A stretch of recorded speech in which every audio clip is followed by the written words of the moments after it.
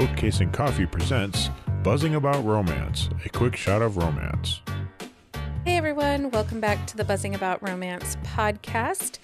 On this quick shot of romance, me, Becky, I forgot who I was. Wow. Am joined by Leah. Hi, Leah. Hi, Becky. How's it going? Apparently bad. I forgot my name for a minute. Right. Okay. So for this quack shot, wow. You're starting strong on this one. I'm on fire. Okay, on this quick shot of romance, we're reviewing the Holiday Brothers Christmas Novellas by Willa Nash. The next few quick shots of romance, we're going to bring you some of our favorite holiday romances. We will also let you know if they pass the Buzzing About Romance Die Hard test. Want to know what the Die Hard test is? Make sure you listen to our Christmas in July episode wherever you get your podcast or on our website. So, The Holiday Brothers is a 3 Christmas novella that takes place over the same Christmas week in Bozeman, Montana. We'll briefly break down each book and then give you an overall thought on the series and let you know if it passes the Die Hard Christmas test. Okay, so book 1, the synopsis from Goodreads. Book 1 is The Naughty Nanny, The Naughty, The Nanny, and The Nice. 1 week with one little girl, an angel, according to my staffing agency, acting as the short-term nanny for a single dad should have been an easy way to make some extra cash. Until I show up for my first day and face off with a demon disguised as a 7-year-old girl wearing a red tutu and matching glitter slippers. Oh, and her father, my temporary boss, Maddox Holiday, the same Maddox Holiday I crushed on in high school, the same Maddox Holiday who didn't even know I existed, and the same Maddox Holiday who hasn't set foot in Montana for years because he's been too busy running his billionaire empire. Enduring 7 days is going to feel like scaling the Himalayas in 6-inch heels. Toss in the Holiday family's annual soiree, and Christmas Eve nightmares really do come true. But I can do anything for a week, especially for this paycheck, even if it means wrangling the naughty, impressing the nice, and playing the nanny. So this is a recent release. This is November 4th of 2021. Trope, nanny, single dad.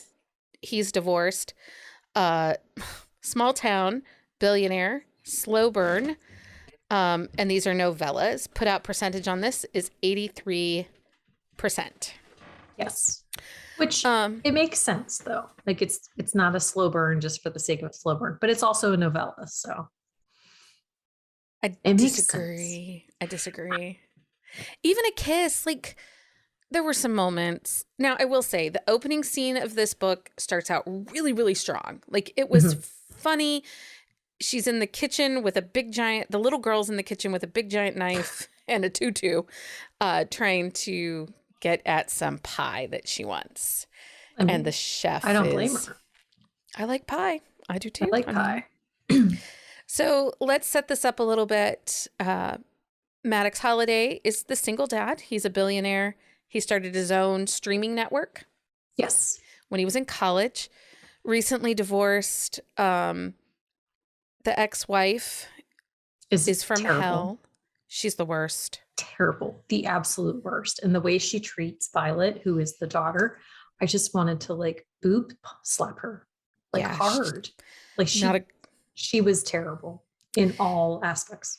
Now, I will say Maddox is a nice guy, but he's the peacemaker in the family. He's the oldest of the brothers, but he doesn't want to make waves with anybody, almost to his detriment, I would say. Yeah, because the whole situation with the ex-wife, like he kind of just panders to her. He does, yeah.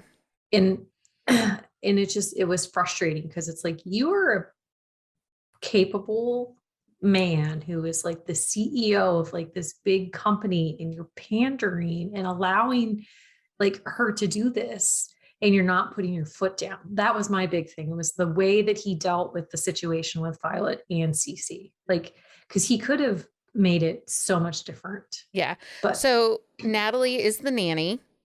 She actually knew Maddox when they were younger.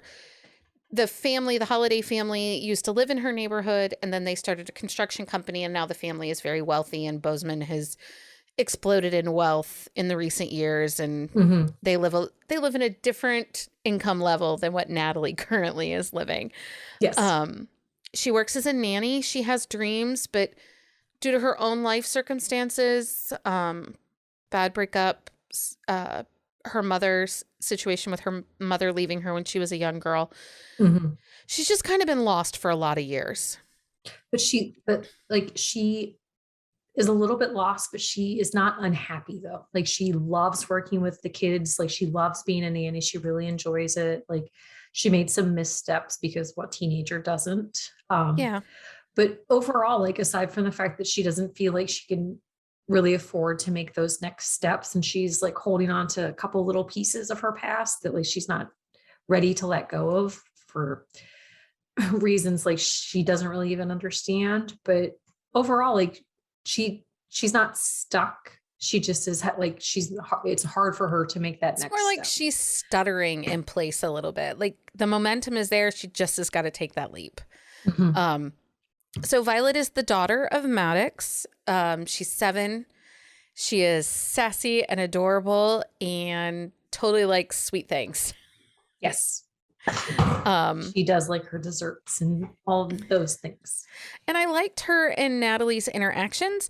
I think for a nanny romance, there was a lot of kid time on the page, which is okay. I'm perfectly okay with that. But Natalie and Violet connected on a level that really helped with the momentum of the storyline.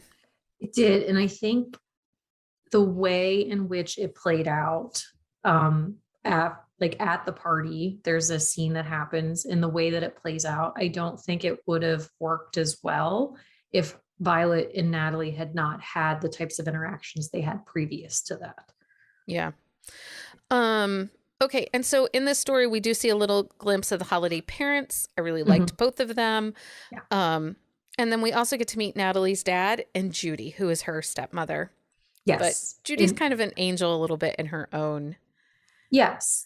And the thing with Natalie is she almost like her life kind of parallels like Violet's life and the things that they're going through in some ways.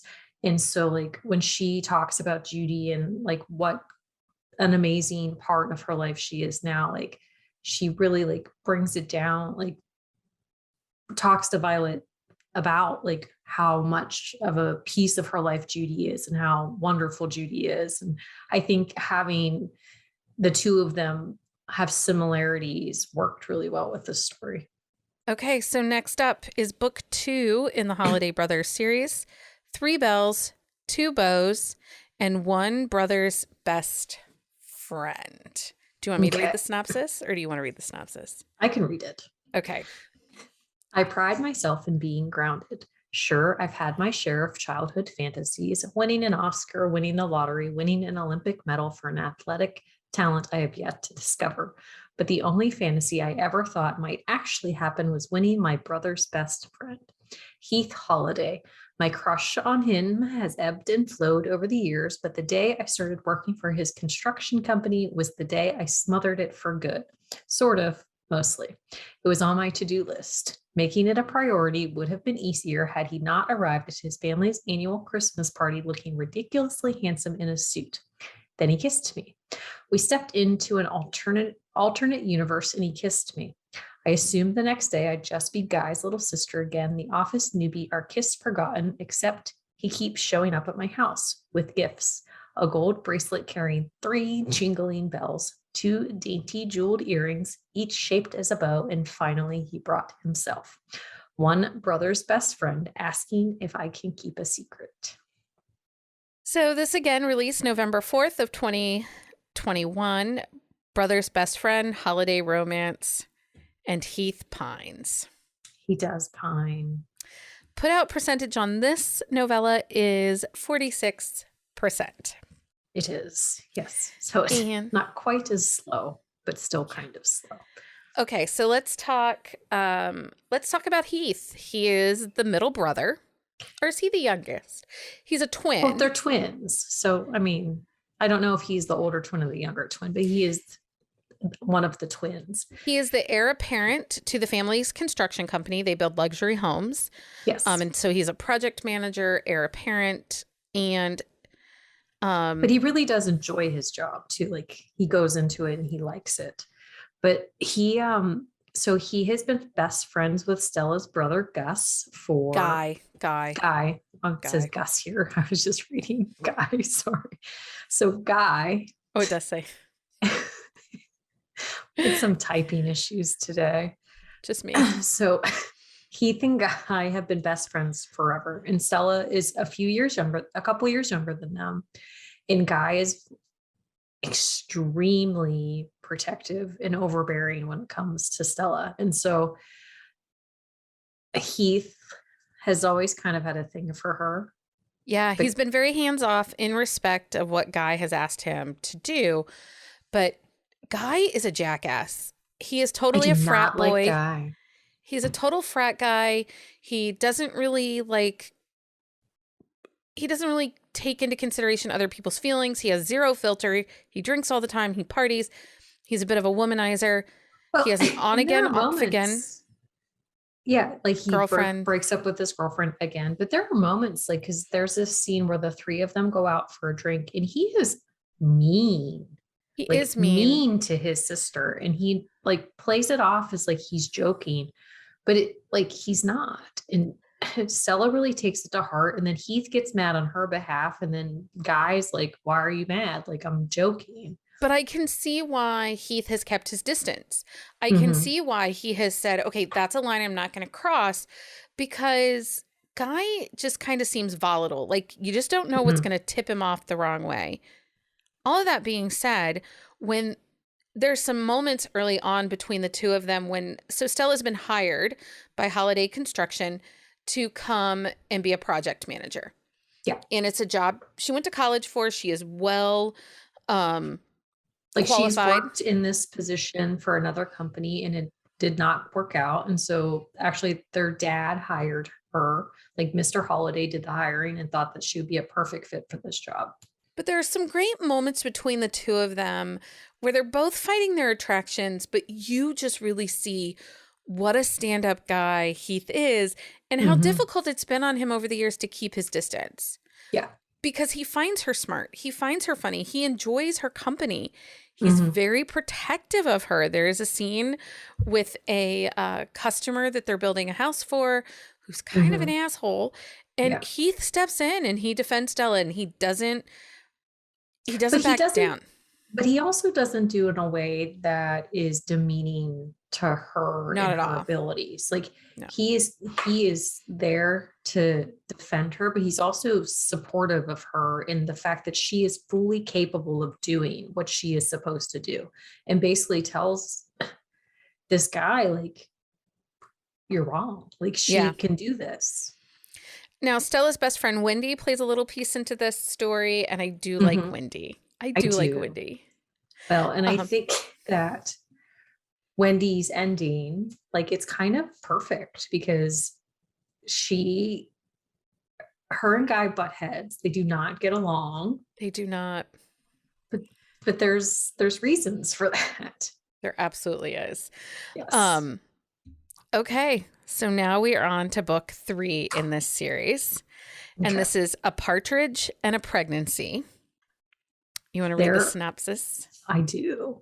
Okay. There are a lot of places I'd rather spend Christmas Eve morning than on a cold, snowy sidewalk outside someone else's home. I'd kill to be sitting beside a fireplace, drinking cocoa, wearing flannel pajamas, and reading a book. Instead, I'm here standing in front of my one-night stand's house, working up the courage to ring the doorbell and tell him I'm pregnant.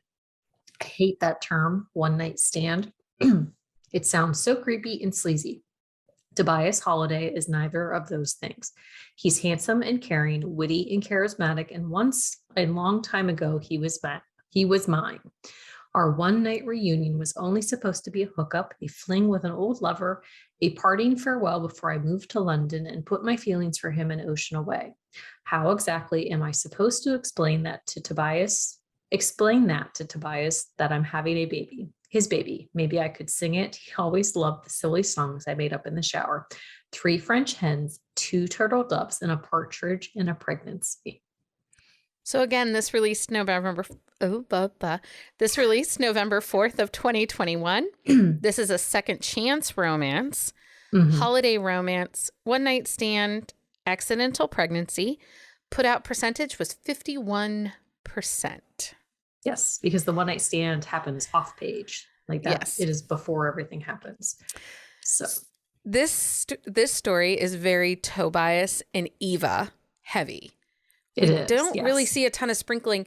In Maddox's story, we saw a little bit sprinkling of the brothers in that. And in Heath and Stella's story, we saw a little bit sprinkling of Maddox, a minute with Tobias. But Tobias and Eva, really, their book is their book. Well, and I think part of the reason is these 3 books, they run simultaneously. Like you do not have to read them in like 1, 2, and 3. You can read them 3, 2, 1, 2, 3, 1. Like, but the storylines run simultaneously. So Tobias finds out about the pregnancy and he kind of shuts down and just hides. And so that is why you don't get a lot of him in the other books, because Maddox is out doing his thing. Like he actually is hiding in his parents' house. But like Tobias, like he's spinning. He's freaking the heck out. And part of the problem is Eva, I can't remember what she does, but her work takes her all over the place, and they're contracts. So she's like only going to be in London for 11 months and then she'll be back stateside. And Tobias is not okay with this. He doesn't want to be a part-time parent. He wants to be there for everything. Now, Tobias is an architect for his father's home building company. He does all the designs. And so, he is faced with this quandary of, how can I still be the architect for my dad's company and help my brother run this company when dad retires? Because they all feel like dad's on the verge of retiring. But also the woman he really does love, their breakup was not necessarily because they didn't love each other anymore. Well, and I think part of it too, though, is it's their like history is almost repeating itself. Like, yes, the pregnancy is new, but like they broke up the first time because he wanted to stay like with his, like near his parents, and she wanted to travel and do her thing. And he didn't want that. But I think that's part of it too, is like she has this mindset of how her life should be. And it's hard for him to understand that. But the big issue with the two of them is they don't talk about these things. No, the communication between the two of them drives you bonkers. It just drives you bonkers. And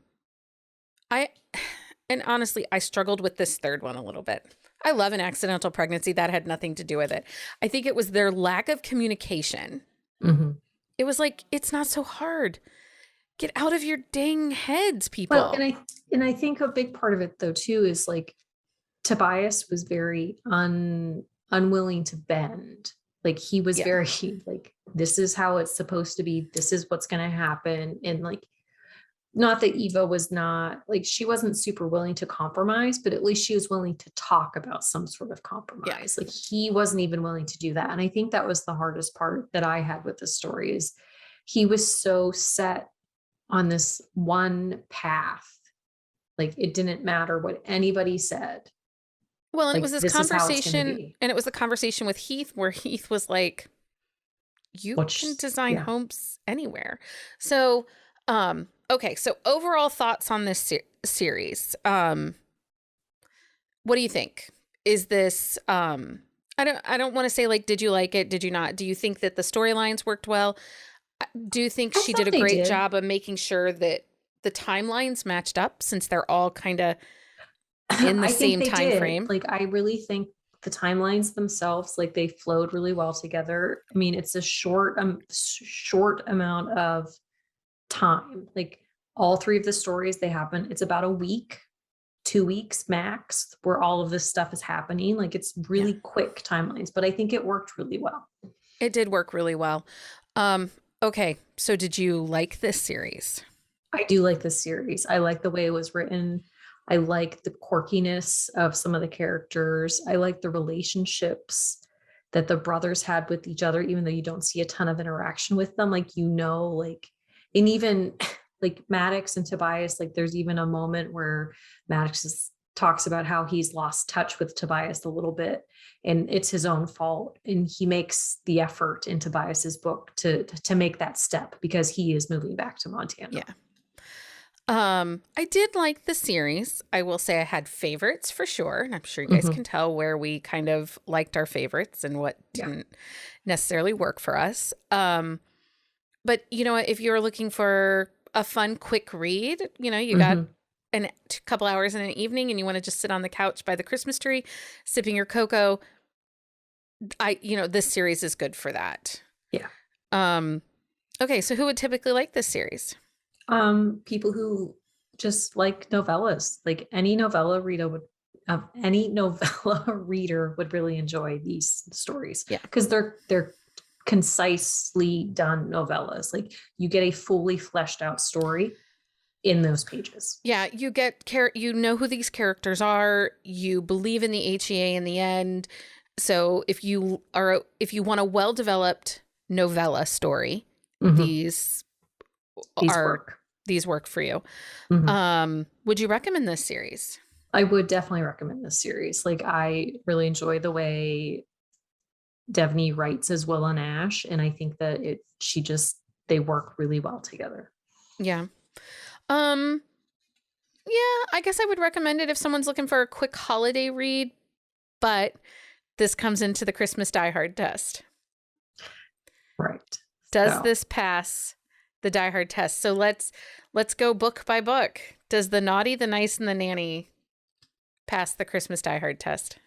Truthfully, you don't really have to break them down because I don't feel like any of them could pass the Die Hard test, because they would work if it was like a birthday dinner, like it would work if it was a 4th of July party. I think that there are little tiny nuances that you get for the the Christmas aspect of it, but if it was like the Christmas party at the very end, it could be any sort of big party and it would work.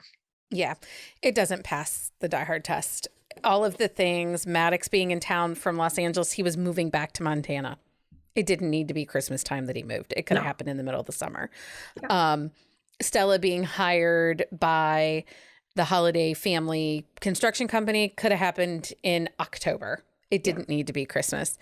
And the pregnancy one night stand, again, it didn't have to happen on Christmas Eve. It could have been whenever. So these are great. But if you're looking for, like a very enriched holiday Christmas themed novella, I think you could read these any time of year. Yeah.